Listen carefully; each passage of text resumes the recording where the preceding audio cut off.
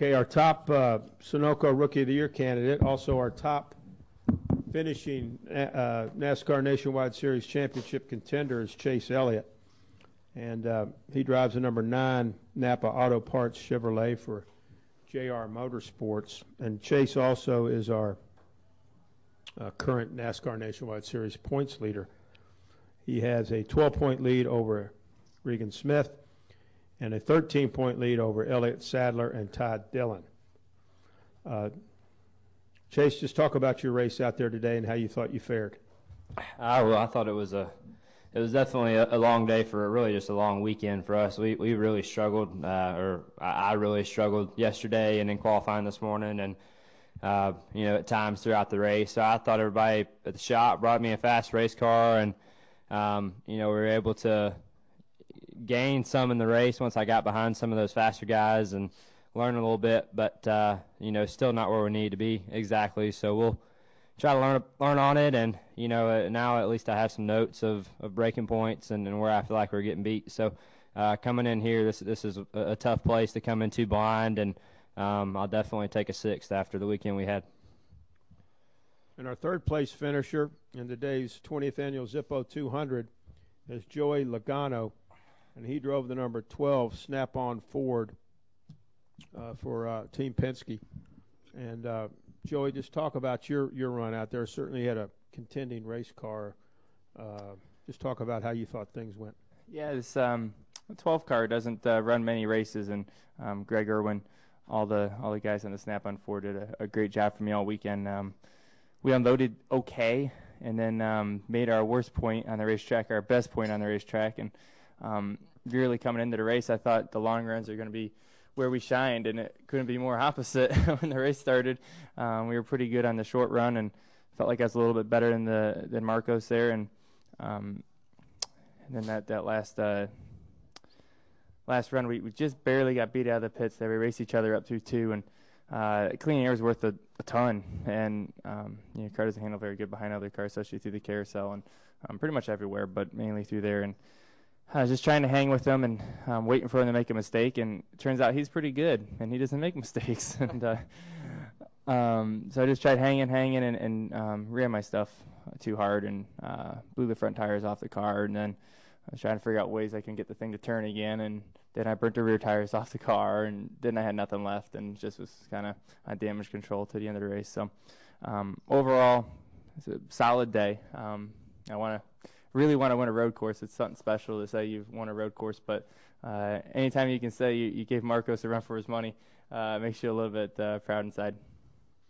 Questions for either Joey or Chase? If you have one, raise your hand. Let's go to Lee and then to Stan.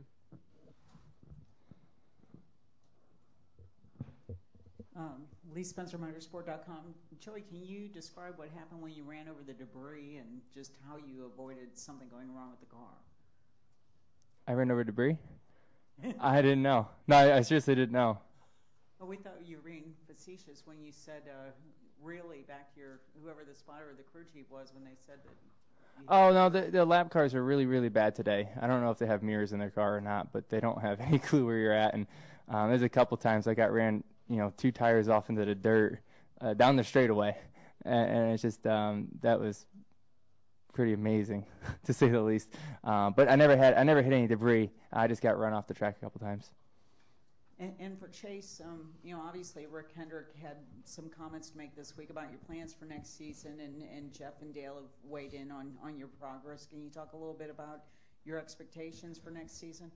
Yeah, I mean, my expectations and goals don't change, just because of his comments or whatever this week. I think the best word I can come up with to give all of y'all is a thought right now. And, I think it all depends on how things go now, and it's really not for me to worry about. So I don't worry about it. I just try to focus a week at a time. And, like I've said all season long, whenever somebody asks about it, I think if I can do my job now, the future will figure itself out, and I don't have to worry about it. So I'm not going to worry on it, and just try to focus on what we have going. Well, it's not really a worry, but you said you'll be in a cup car next time. Are you excited about that, having that opportunity? Yeah, I mean, I don't. Nothing's for sure. So, if the opportunity presents itself, sure, I'll be extremely pumped. That'd be a dream come true, but nothing's for sure. Tomorrow is not for sure. So, if that bridge comes, then we'll cross it when we get to it. Stan Creekmore with RPMtonight.com. Chase, what was the biggest thing you learned today during this race that you think will help you in the future? You've got another road course race still yet to run this year, and beyond that. Yeah, that those top 5 guys are really, really good. Beyond that, and even guys, beyond that were fast and had trouble or whatever, and we're still really good. So, I just look at, where I'm at as a road racer personally, and I obviously need to step that up. Today was a decent day, but, I think we're capable of running inside the top 5 at all these events, including the companion races, road courses, or whatever. So and I think we had the car to do that today. So I think just myself personally needs to step up and be a better road racer, and just try to figure out how to keep up with those guys, and then try to figure out how to beat them. Other questions? Right here, gentleman right here. Dave Sully, Area Auto Racing News. Joey, would you call the key moment in the race when Ambrose just nipped you coming out of the off of pit road? Did you think you could have driven away if you'd have gotten ahead of him?